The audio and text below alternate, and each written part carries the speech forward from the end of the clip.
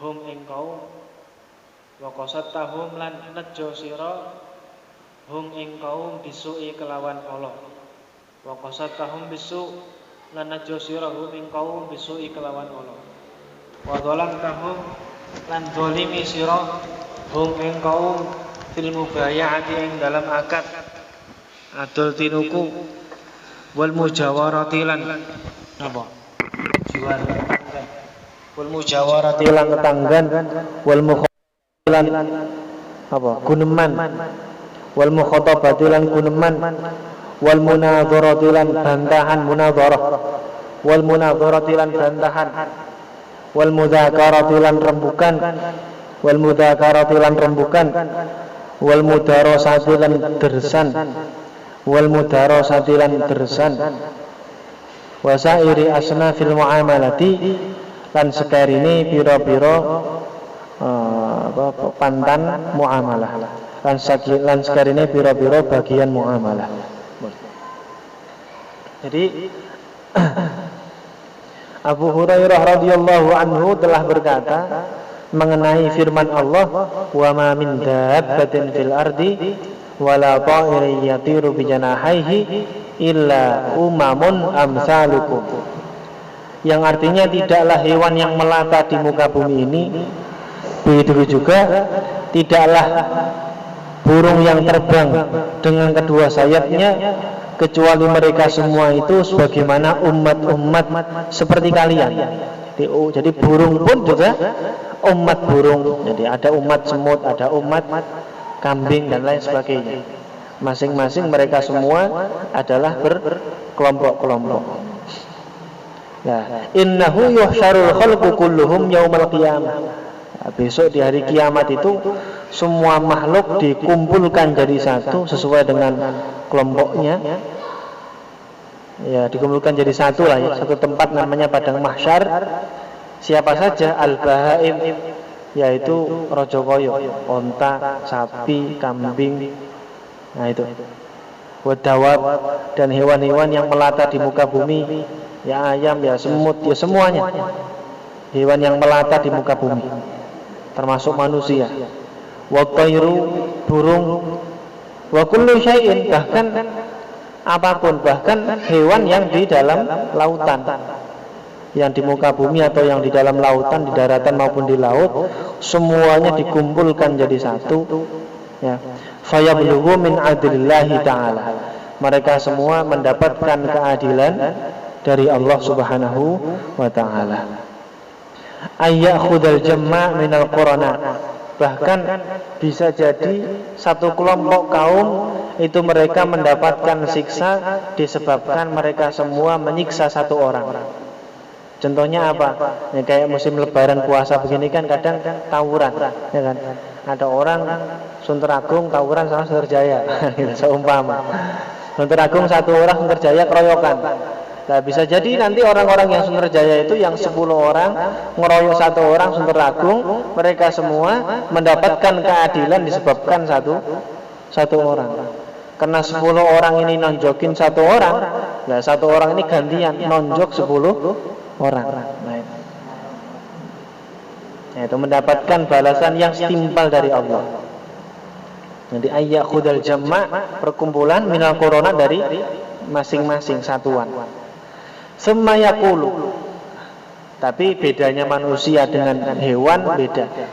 Kalau manusia setelah diadili masih ada kelanjutannya, masuk surga atau neraka. Tapi kalau hewan kayak tadi, kambing dengan kambing saling seruduk satu dengan yang lain, nah besok diadili dulu sama Allah. Mereka semua mendapatkan keadilan dari Allah. Setelah mendapatkan keadilan, kemudian Allah berkata, kuni turaba, jadilah kalian semua debu. Maka setelah itu hewan-hewan yang setelah diadili sama Allah, mereka semua langsung berubah menjadi debu, sudah hilang. Nah, kemudian orang-orang kafir, fadzalika hina yaqulu al-kafir, pada waktu itu orang-orang kafir berkata, ya laitani kuntu turaba. Ya, andaikan saja saya ini debu, saya sudah tidak merasakan sakitnya siksa di dalam api neraka. Akan tapi saya ini manusia yang harus menanggung siksaan setelah mendapatkan keadilan dari Allah. Karena kafir suul khotimah ya selama-lamanya dia akan masuk ke dalam nerakanya Allah. Naudzubillah. Nah, makanya sampai orang kafir ini berkata, ya laitani kuntu turaba, ya Allah, andaikan saya ini debu saja, sehingga setelah saya mendapatkan keadilan saya bisa menghilang, tidak merasakan nikmat ataupun siksa. Nah, makanya husnul khotimah itu suatu hal yang mahal. Husnul khotimah itu meninggal dalam keadaan baik, atau husnul khotimah itu adalah suatu hal yang mahal, yang tidak bisa diganti hanya cukup dengan sembako 1 kresek 2 kresek. Enggak bisa. Banyak sekali orang kristenisasi, mereka rela menjual keimanannya. Sebabnya apa? Sebabnya sembako. Nah itu, rela menjual keimanannya disebabkan sembako. Nah ini.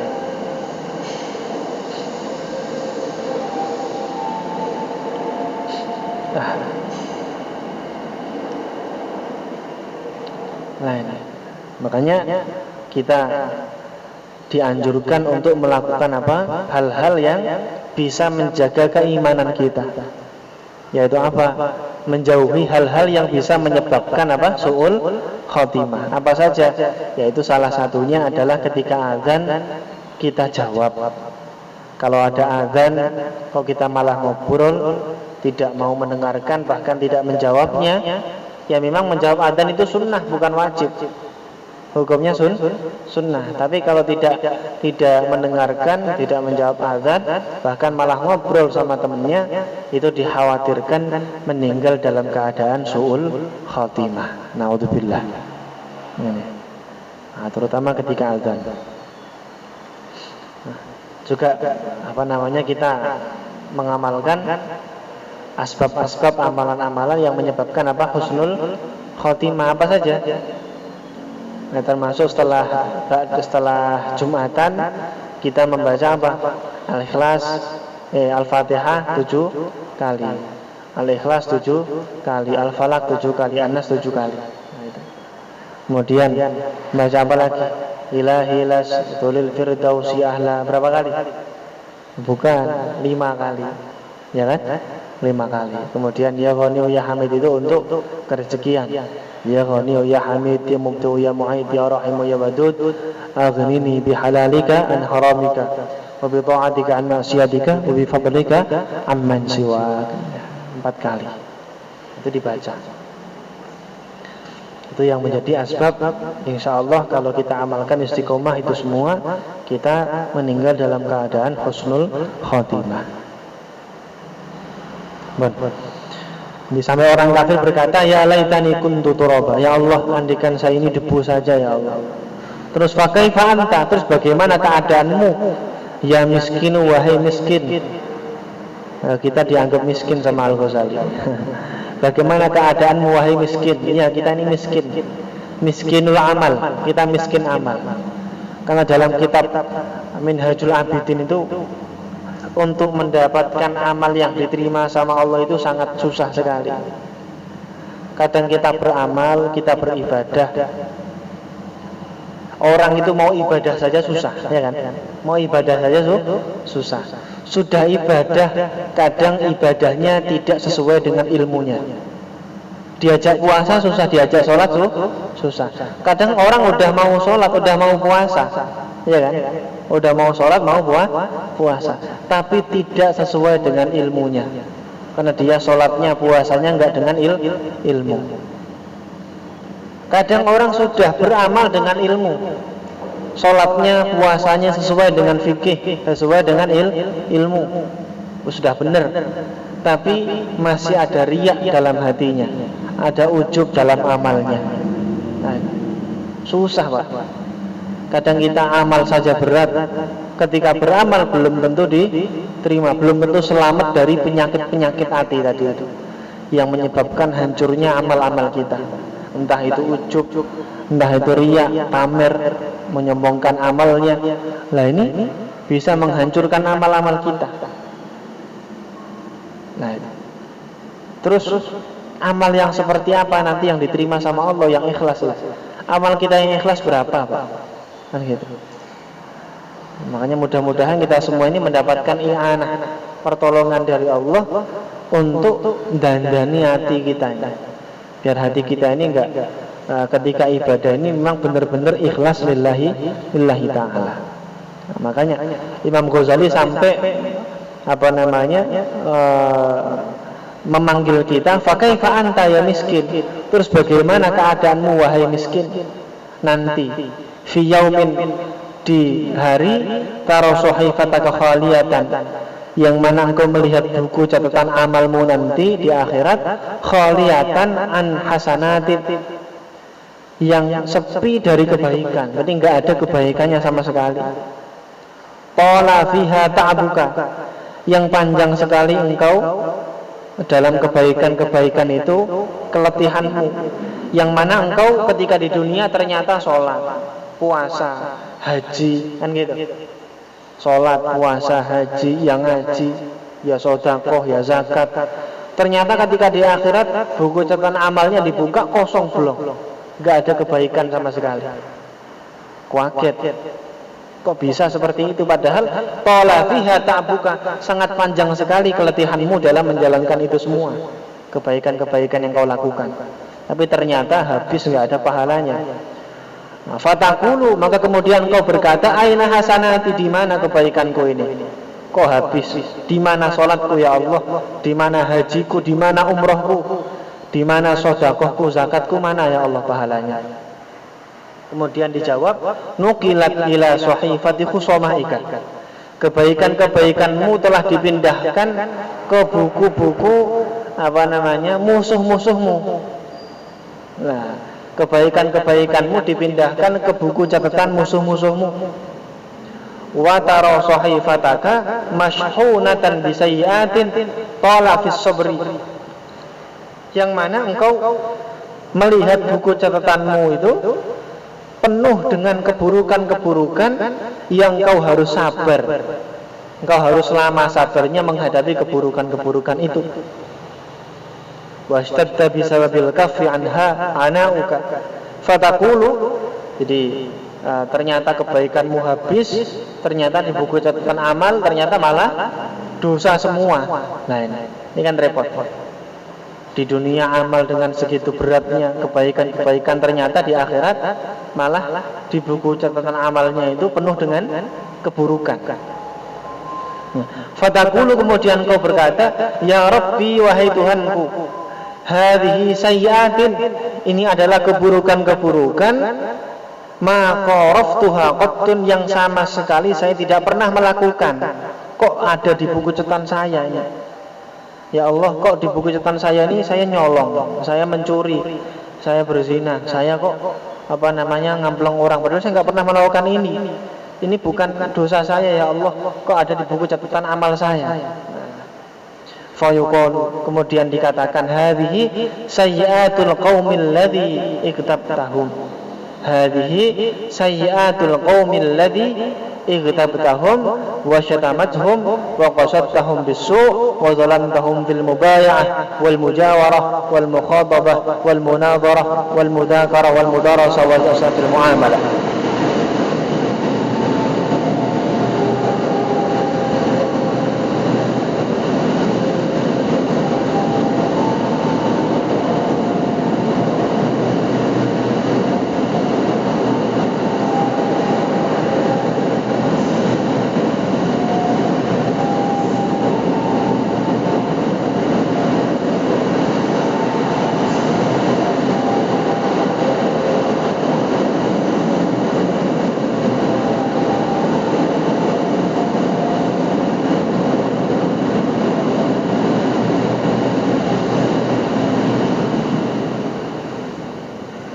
Jadi orang yang melihat buku catatan amalnya tadi kaget, ya Allah, kok kenapa buku catatan saya ini kok banyak keburukan-keburukannya, kok banyak dosa-dosanya, padahal sama sekali saya tidak pernah melakukan dosa mencuri, nggak pernah melakukan dosa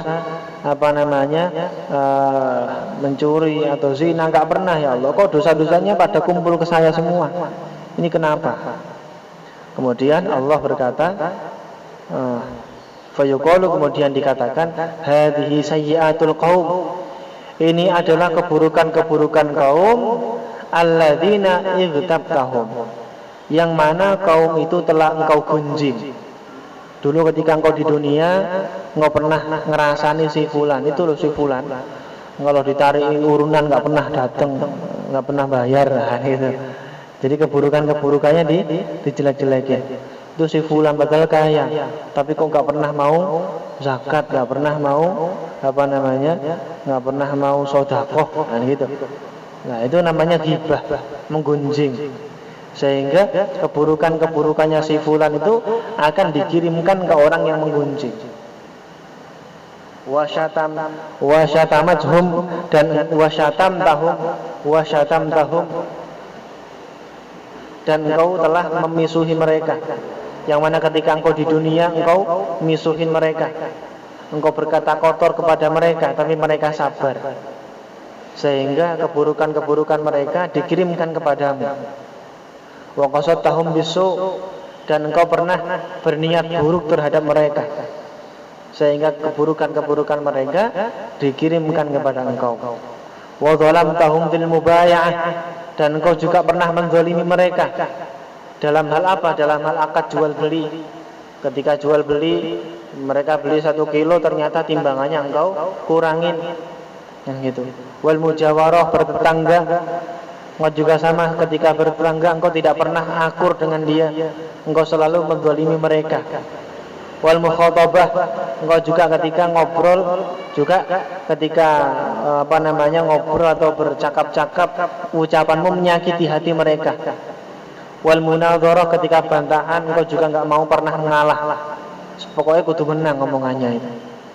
Wal mudzakarah, ketika mudzakarah juga sama, ketika rembukan pengennya menang sendiri. Wal mudarasah, ketika dersan ngaji Quran pengennya megang mic terus, yang lain enggak dikasih kan gitu. Mudarasah. Nah, ini seperti ini juga menyakiti yang lainnya. Nah, gitu.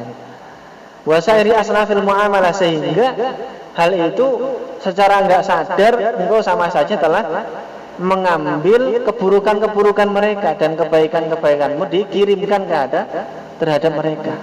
Nah, ini. Nah, jangan sampai kita ini zalim terhadap orang, apalagi menggunjing orang lain. Makanya ada salah satu tabi'in namanya Imam Hasan Al-Basri.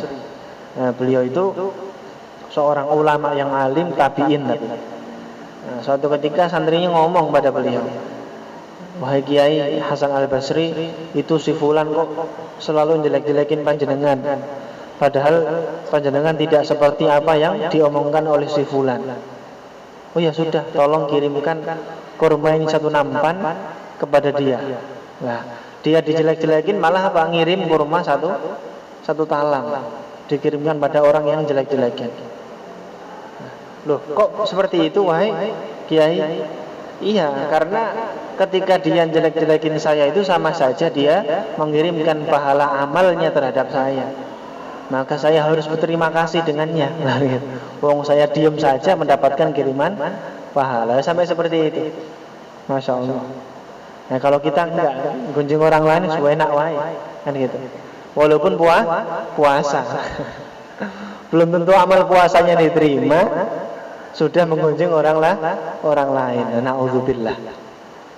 Ya, mudah-mudahan kita semua ini puasanya diterima sama Allah, terutama amal ibadah puasanya. Amal ibadah puasa kita, sholat kita, zakat kita, semuanya diterima sama Allah. Dan kita semua mendapatkan malam Lailatul Qadar. Kalau dalam kitab I'anatul Talibin itu dijelaskan, kalau awal puasa itu dimulai hari Selasa atau Jumat. Entah ini rumusnya Al-Ghazali atau Abil Hasan Asyadili. Itu kalau mulai puasa hari Selasa atau hari Jumat, maka rumusnya Lailatul Qadar itu malam tanggal 27. Nah, ini kan nanti malam 27. Ya, mudah-mudahan nanti malam itu Lailatul Qadar, sehingga kita semua bisa mendapatkan. Soalnya kadang orang itu mendapatkan malam Lailatul Qadar tapi tidak mendapatkan alamat-alamatnya. Kadang orang itu mendapatkan alamatnya tapi tidak mendapatkan malam Lailatul Qadar. Ya, sungguh beruntung sekali orang yang mendapatkan malam Lailatul Qadar, apalagi sekaligus mendapatkan alamatnya. Alamatnya apa? Alamatnya ketika malam hari itu tenang, suasananya sunyi, tenang, ya tidak panas, tidak dingin. Ketika di pagi hari juga apa? Ketika di pagi hari sorot mataharinya itu tidak cerah, tidak menyengat, ya, tidak menyengat. Di pagi hari itu mataharinya adem, anget redup, redup. Jadi sorotnya itu tidak terang sekali. Sorotnya itu tidak terang sekali. Kenapa? Karena tertutup apa? Tertutup malaikat. Tanazzalul malaikatu warruhu fiha biidzni rabbihim min kulli amr. Jadi malaikat itu pada naik ke langit karena membawa doa-doa kita semua.